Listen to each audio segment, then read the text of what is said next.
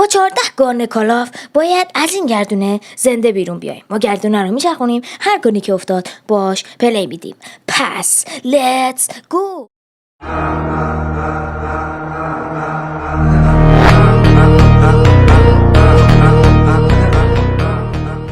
چطورید و خوش اومدیم به یه ویدیو دیگه از چنل درامون. امروز اومدیم با اولین پارت از سری گردونه چالشی. اما قبل از این که بریم سراغ ویدیو، ممنون میشم لایک، کامنت و سابسکرایب فراموش نشه.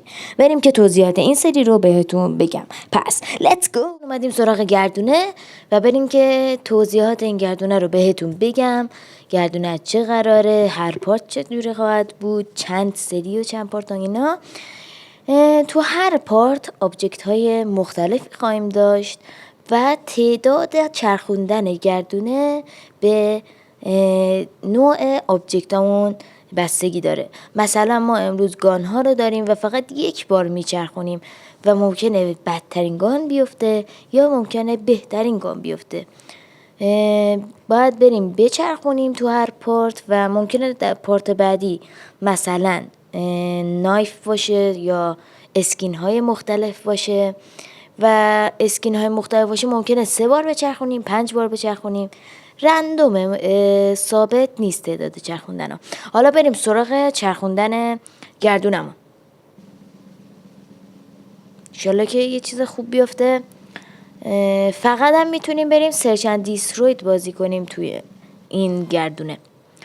BK57 بازی نکردم باش، ولی فکر میکنم نسبت به اسمش گان زیاد بدی نباشه.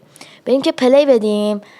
ولی قبل از اینکه بریم این گان رو برداریم و بریم سرچ اند دیستروید بازی کنیم، ممنون میشم کانال ما رو لایک کنید، کامنت بذارید و سابسکرایب کنید.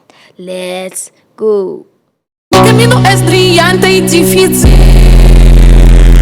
Mi camino, mi camino, mi camino, mi camino.